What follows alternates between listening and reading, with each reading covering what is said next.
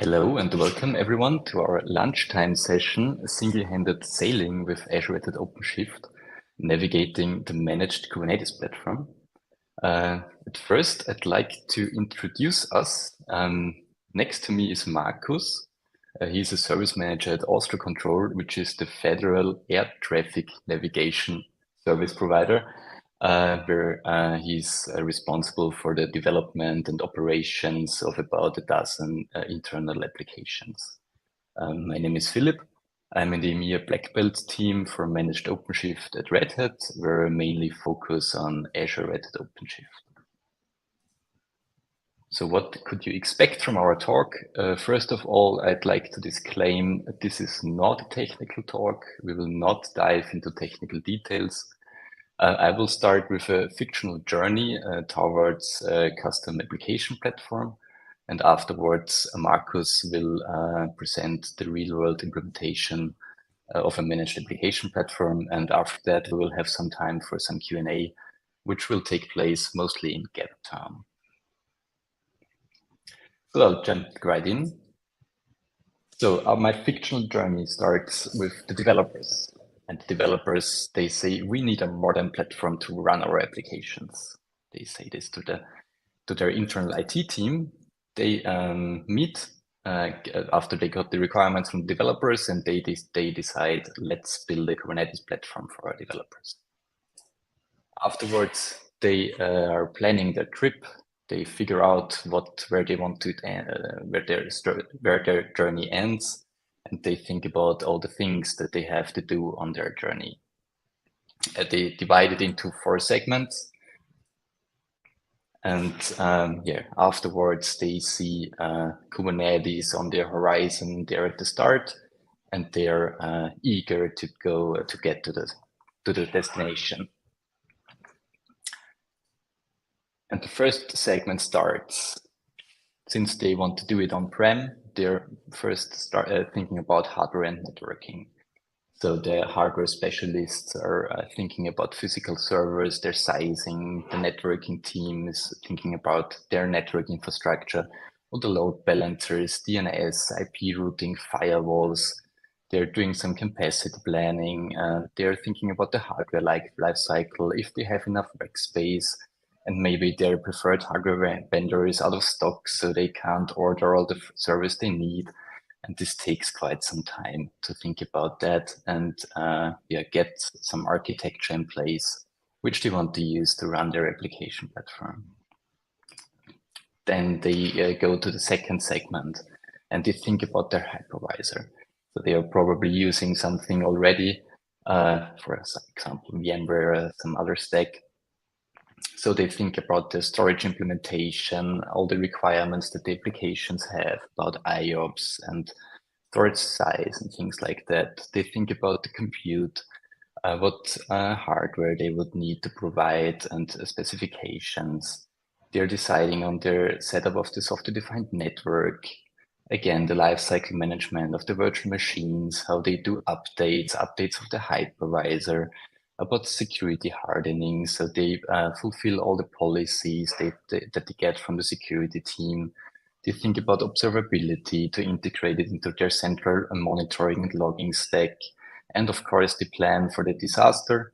Think about backups to integrate it into their existing backup environment, make some plans for disaster recovery, probably some failover scenarios into another data center, and to integrate all of these into the application landscape. So also the hardware team probably has to reevaluate their decisions. Probably they have to put some additional hardware into another data center, and all of the things get quite complicated. They spend a lot of time just to fulfill this kind of basic infrastructure which is needed on their journey to Kubernetes. Then they get to the third segment, where they actually think about their Kubernetes implementation. So they try to decide on a Kubernetes platform because there are various vendors out there or open source solutions that they could set up, provision, and configure to fulfill their needs. So they think about ingress controllers, again about observability, because they need a specific observability stack inside of the platform, which should probably also be connected to their central logging, central monitoring, and things like that. They might think about identity and access management and role-based access control, because their Kubernetes cluster might be multi-tenant, because several teams might want to deploy their applications onto the cluster, and they should not interfere with each other or have some security issues with that. And again, they have to think about backup and disaster recovery, because also the Kubernetes platform could probably fail, and probably the things they implemented one layer beyond is not fulfilling the needs to recover from a disaster. So they think about the special applications or implementations they might need to implement that on this layer again. They will again have to think about security hardening and all the other things that are quite Kubernetes specific, like, for example, service discovery. They again need to think about capacity planning, because their cluster might have some needs to scale in some way. And if there are applications which are using too much of their provided memory or CPU, they have to think about how they will handle these specific situations with some kind of a resource management or something like that. And they have to think about all the components that they need in their ecosystem. Like, the applications will probably need some databases, where they again need some database specialists who think about setting up databases in a production-ready way, which also has all the things on the backside where they have to think about backup and disaster recovery and all of these things. And they probably need some other components like queues, identity servers, API gateways, and things like that. Everything that they need to run their application, because of course they don't want to implement, for example, an identity server into their custom application themselves.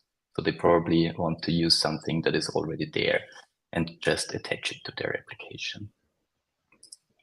And then they get to the fourth segment after all of these things are running. So they have to do some containerization. They need to think about continuous integration and continuous delivery. Again, the observability into the application, some things like tracing. They probably have some security stuff. They think about like software bill of materials or code signing or dependency management, vulnerability scanning, all of these things. The developers might think about the release management and where they actually do their version control. And so about 6 months later, the developers come back again to the IT team and they say, we still need a modern platform to run our applications. When will we actually get that? And all the things are hard. And as I've mentioned before, you need a lot of specialists. So when I counted it correctly, you need at least 10 different roles to implement and configure such a platform if you're on-prem. So there's the networking specialist, security specialist, someone who knows about the hardware, and all of the people needed to really implement it kind of from the bare metal. And that's only for the setup. So if you want to operate it on your own, you need 5 times more people, because some of them go on vacation, some of them are sick. They can't work 24 hours a day, 7 days a week. So the number is much higher. So you need about 50 people to provision and run such an infrastructure on your own. And as I've read, currently in Austria, there are 24,000 IT specialists missing. So you actually compete with a lot of other organizations to hire these people. And now the question might come up, does this really bring value to your business? It might be the case. If your product is actually the platform, of course, this is your basic business value that you provide. or if you have some very specific requirements about your platform, which is not something which is really common. So if you want to integrate specific components like specific load balancers, or you have some specific web application firewalls that you want to integrate, or you really want to decide on your own which software-defined network you want to use inside of your Kubernetes cluster or something like that. This might also lead to the situation that it really makes sense. Or if there is no commercial off-the-shelf solution which really fits your needs, so this might also be the case, that your requirements are that specific that there is no platform out there that we could just implement and which would work for you. Or if you have regulatory or other requirements that where you have to fulfill some specific things, where, for example, the platform has to be on-prem and it has to be in your own data center. This could also be the case. And then there is actually no real way around that. Or you have some special performance and reliability needs. So, for example, if you're doing some really CPU or disk intensive things, which might need some really specific hardware to fulfill that. Now I'd like to change the perspective a little bit. And I'm using a figure which I stole kind of from a book, which is called Team Topologies, which was written by Matthew Skelton and Manuel Paes, which some of you probably know, which actually separates the people needed to run a platform and the development process into 4 teams. I will start with the platform team, which is in charge to provide and maintain the foundational platform, which provides the tools and the processes for the developers to use. So their target is to provide a kind of a platform as a service where the developers just need to write and push their code, and everything else is covered by the platform.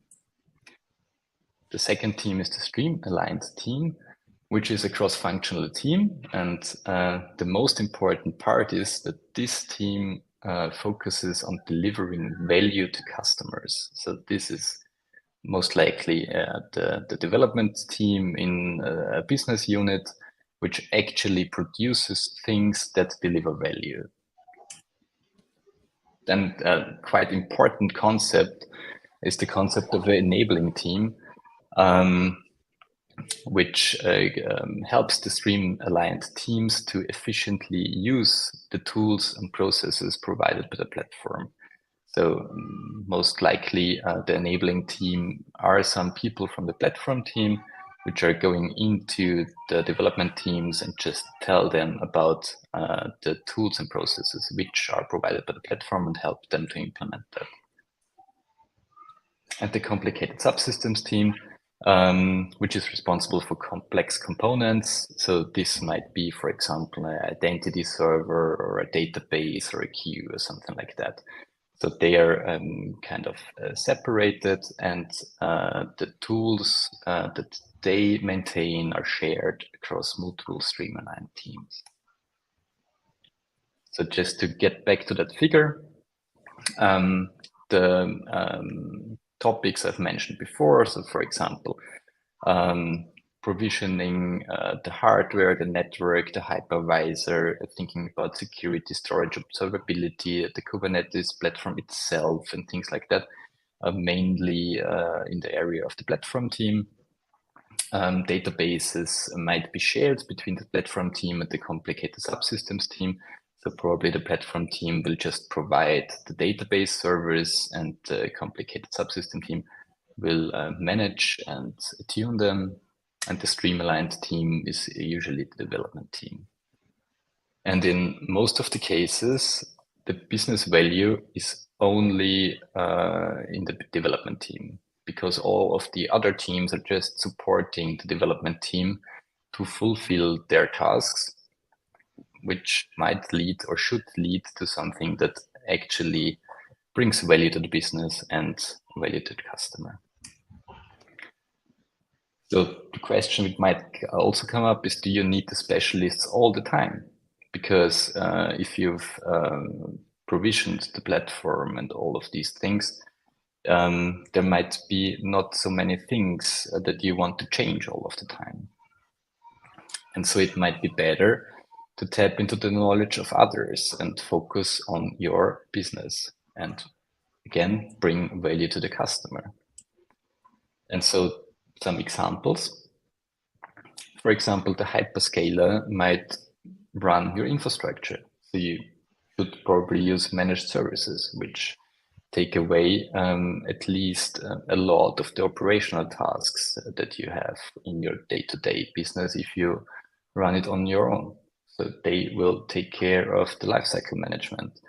They will take care of patching. They kind of take care about scalability and capacity. So you just have to push a button or do something with infrastructure as code and it scales. Or you should let the vendor or partner step in as the enablement team, because of course you still have the need that probably the developers don't really know how to use your platform, but there might be other people who could step in and enable your development team to really use these services which are provided, for example, by a hyperscaler. And you could use a vendor or partner with your initial setup. So you actually don't have to provision all of your services in Azure on your own. This could be something you could probably outsource to some partner and they could do that. And of course, you should use as many commercial off-the-shelf components as possible, because everything you create on your own is in your own responsibility, and you will have to maintain it for the rest of the life of the application. So it might really make sense to look into the market and probably implement some components which are already there, which might be open source, or they might be really commercial, but you should not reinvent the wheel and instead focus on your domain and probably implement the things that really make sense. And now I will hand over to Markus, who will talk about a real-world example. Thank you, Philipp, for the introduction. My name is Markus. Philipp already managed. I'm working at the National Air Navigation Service Provider. And I did this journey. I did this voyage with Kubernetes. Philipp joined me part of this journey. What I want to show you in this case is not technical details, not a deep dive, but rather a point of view of a service manager. How can you approach the topic Kubernetes containers? The first experience I had with this whole topic is Kubernetes is a wide and a rough sea. It all starts most of the time with this little sentence, let's solve this with containers on Kubernetes. Most of the times we even don't have a choice. Our products come as containers. Market is moving there, and we have to do it, but also some of our suppliers, we want them to provide things in containers, since this saves us time from managing servers, virtual machines, and so on. So we started this some years ago, our journey, and of course did some exploration phase, and the first wave swept over us with all the complexities also Philipp mentioned by now. Having virtual machines to being set up, updated, managed, mastering orchestration, having a proper and secure cluster setup, rolling certificates, managing certificates, having the proper setup with all the decisions involved in which network to choose, providing a registry, so Our suppliers can provide their images, or we provide build pipelines from the artifacts. Having a firewall obtained, going on to storage, logging, all the things Philipp already mentioned, and they came one by one to us. Setting up an Kubernetes cluster on premise was also one of the first things I did. It wasn't the hard part, but later on manage all the day two operations of updating Kubernetes, driving decisions, setting up role-based access control, all those things. These were the things where we later got into trouble.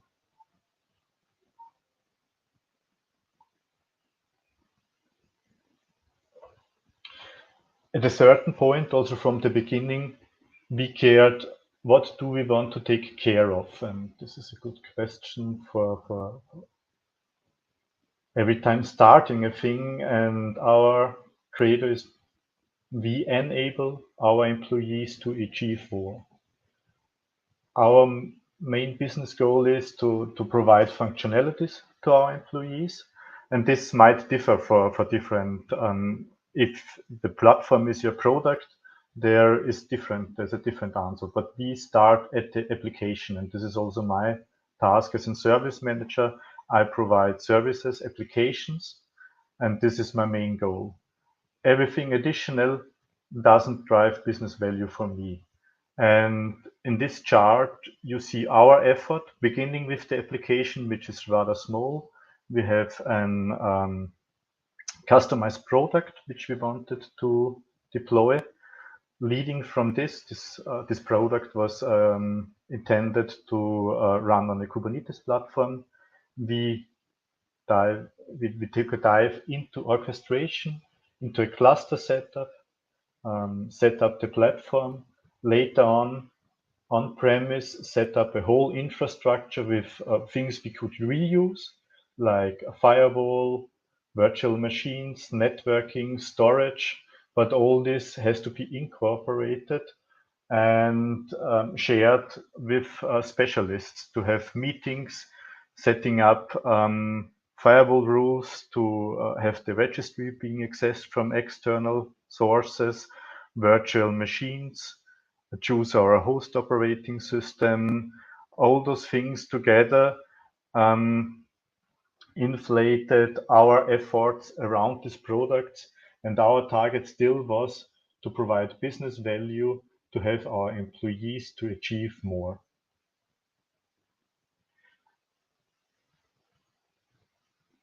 The second question coming up then was, how big is our crew?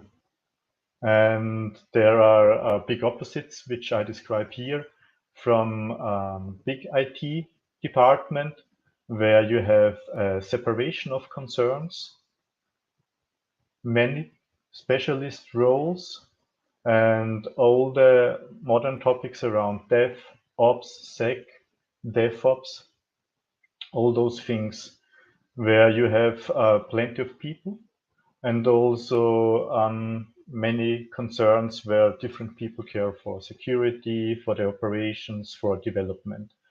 And I experience most of the time when you're at conferences or having talks, also like Microsoft and others, many talk about big IT departments, where you have all those specialists set up and then set up the platform, for example. What I'm experiencing in my area, which is a corporate IT department, we do most of the things with outsourcing.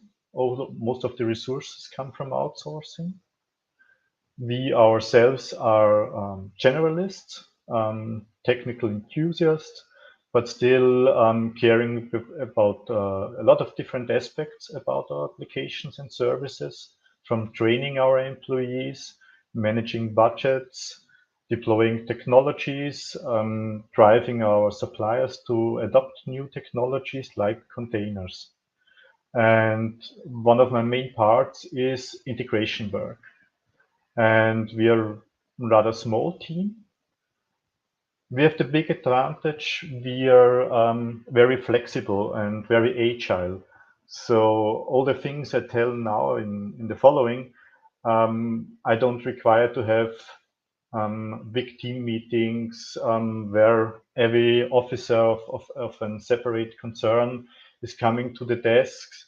You have local optimization of concerns where the security teams gives you his requirements and you have to collect everything during integration and have to provide everything during operations. This is not our concern due to being rather small. But again, to remind, most of the time when I hear talks, everybody is talking about big IT, big companies having hundreds of operations and developers, which then take a totally different approach. And also the first talks about, for example, OpenShift, were all about big platform teams providing means to operate containers.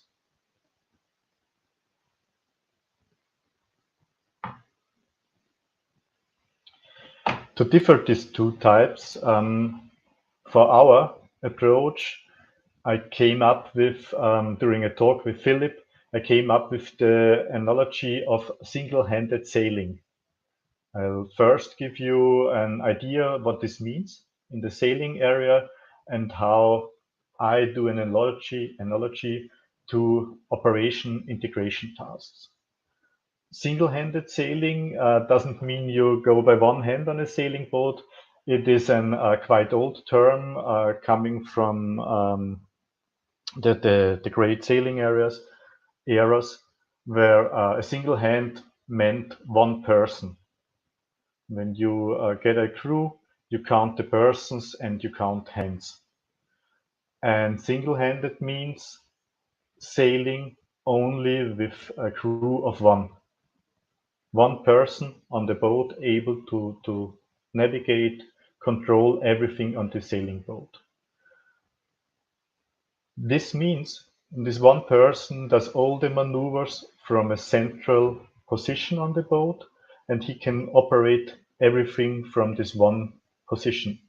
I have to mention, you see a flag here, which is kind of associated. It's not official law to have this flag on your boat, but it's a habit to have this flag marking a boat where only one person is aboard, which gives other people the idea that you perhaps could need help if you are like going into the docks and having different things. Most of the time with single-handed sailings, you have some prerequisites to the boat. It has to be rather specialized. For example, as a single person, you can't handle that big of an sail area, because this means the bigger your sails are, the more force you have to apply, the more people, which already gets me this analogy. You have certain constraints on going on a boat as one person. Now to switch the view over to single-handed operation, which is a bit different. It's not only one person, but one person alone is capable of acting. I mentioned this before, when you have big IT departments where every time you change, you deploy something, you have this one person, this one specialist who has access to the certification authority, the one person optimizing his tasks, capable of deploying new firewall policies, etc., etc. All the things, virtual machines and so on. And in this case, for this one single-handed, one person is capable of acting on his own behalf. Of course, I also require support from external experts. I can't be an expert on everything.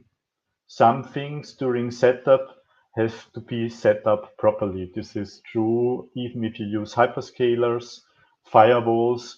Some things, some changes in the market need to be watched by experts, which I contact regularly. The benefit of everything, as a one person capable of acting, I can handle complex maneuvers.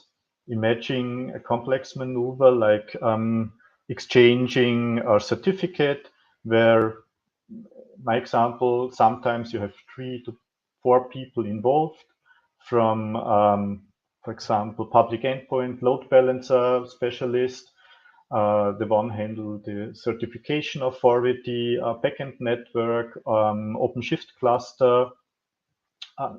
This I consider a complex maneuver, and it is a big gain if you can do this all by your own. There's one constraint in the next point, not to give somebody the wrong impression. This is not meant as a one-man show. If you operate this whole infrastructure and platform as a one person, there's something wrong with it. It's always multiple person, different services, but everybody's able to act for his own. You also need for holidays and different other things, you need some replacements. And this is not like a hero thing. This is not a one-man show. What comes out of all this is certain requirements to the platform as a service. And for sure, the path I choose first, building this whole infrastructure on premises, was not the right way. So there are some requirements to this.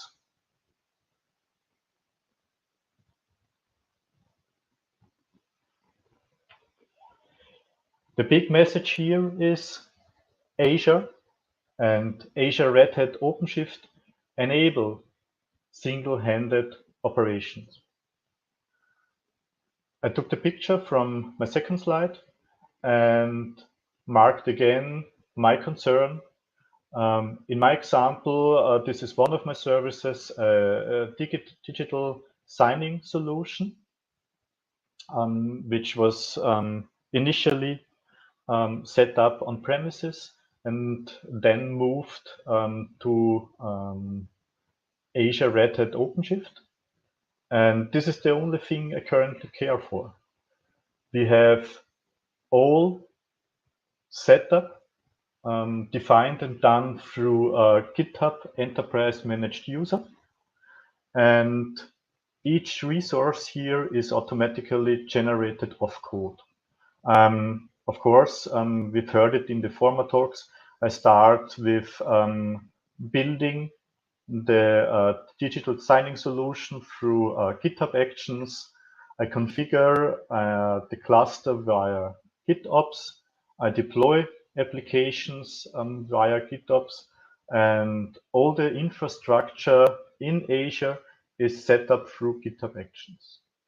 And the big advantage here is, for example, identity and access management.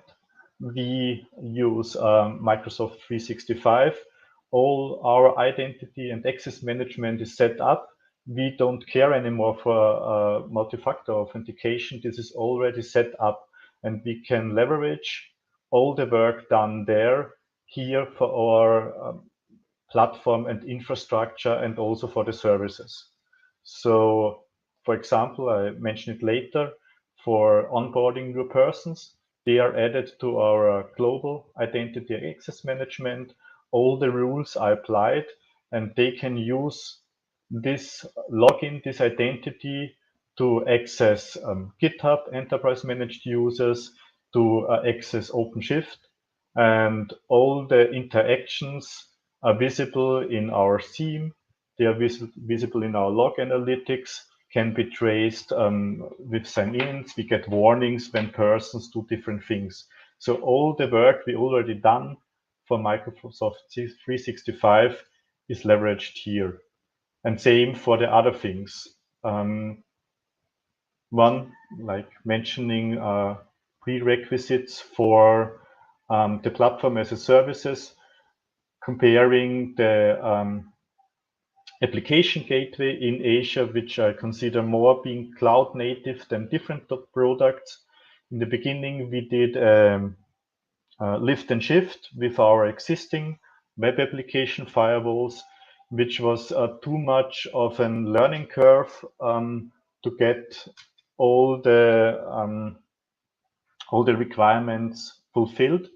We then switched to Azure Application Gateway with the web application firewall.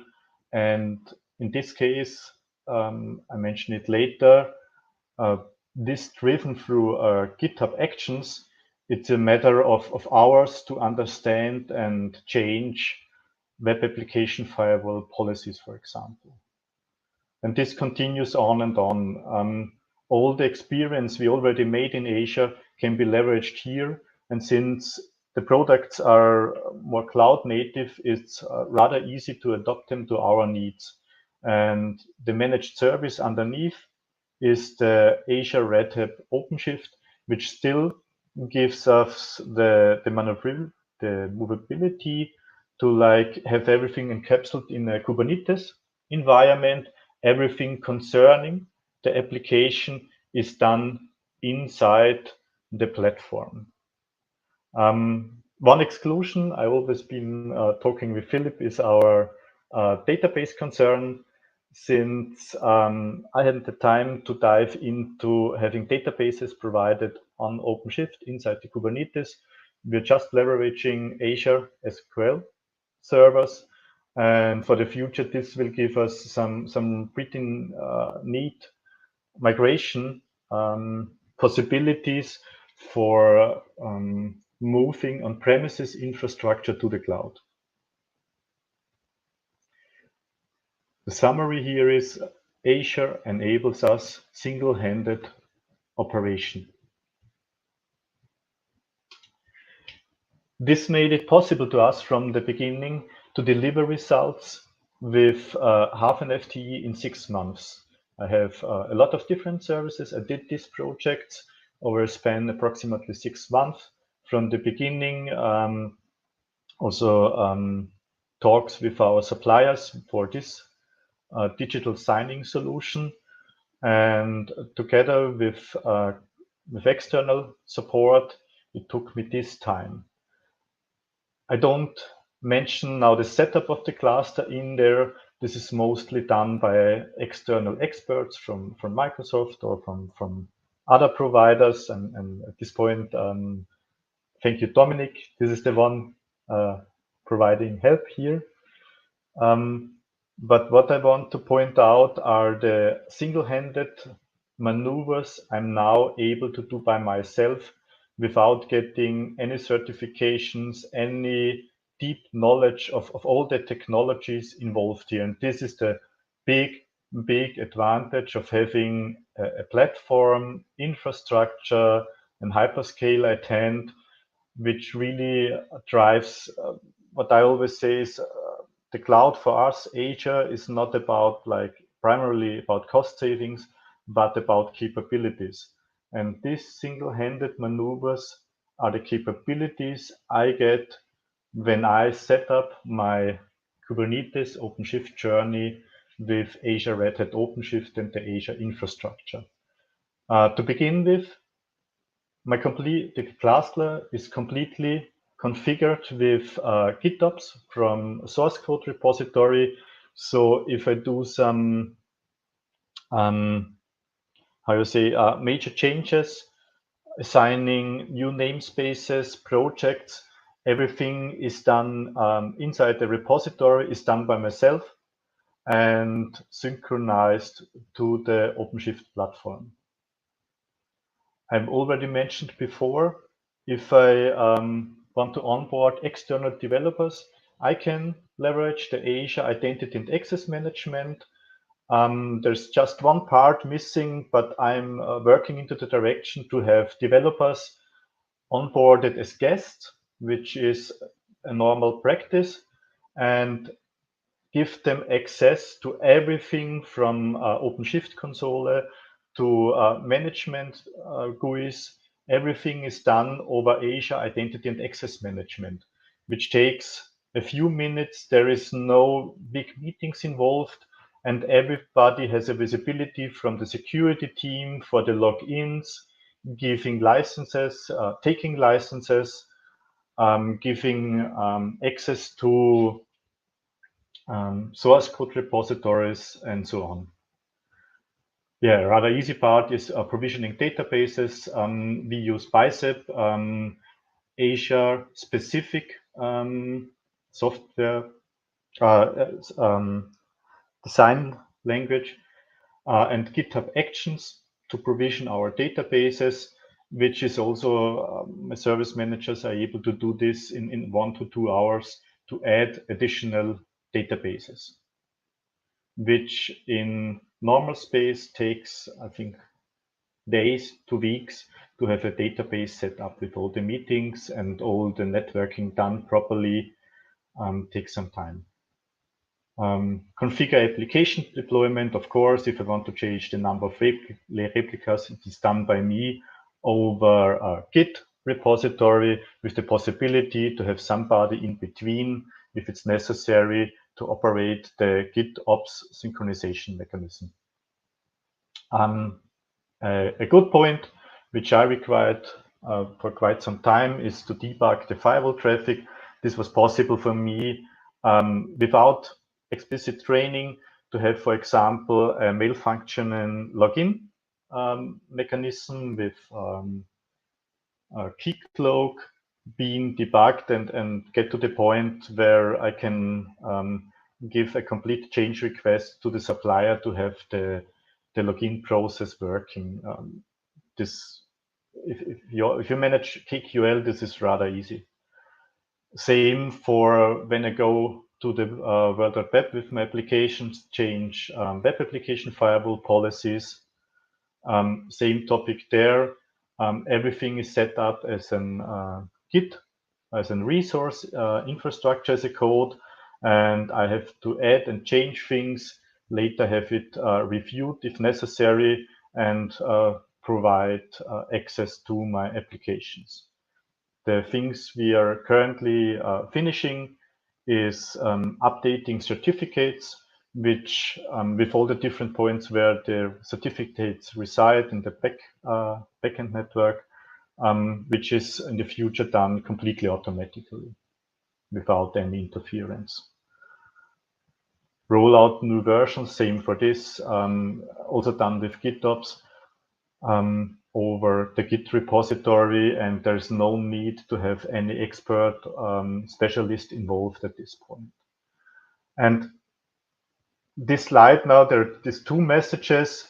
We were able with like using managed services to deliver results very fast with little resources, but also in the future for the operational, I can do most of the part by myself, single-handed. I will have colleagues who can do the same tasks, and they are not required to take any specialist training, but they can do it for the normal stance of a service manager.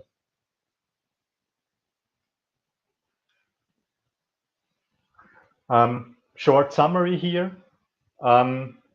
Everybody, like service managers, being in a lean IT department, start exploring containers and Kubernetes, define the business value. We did it.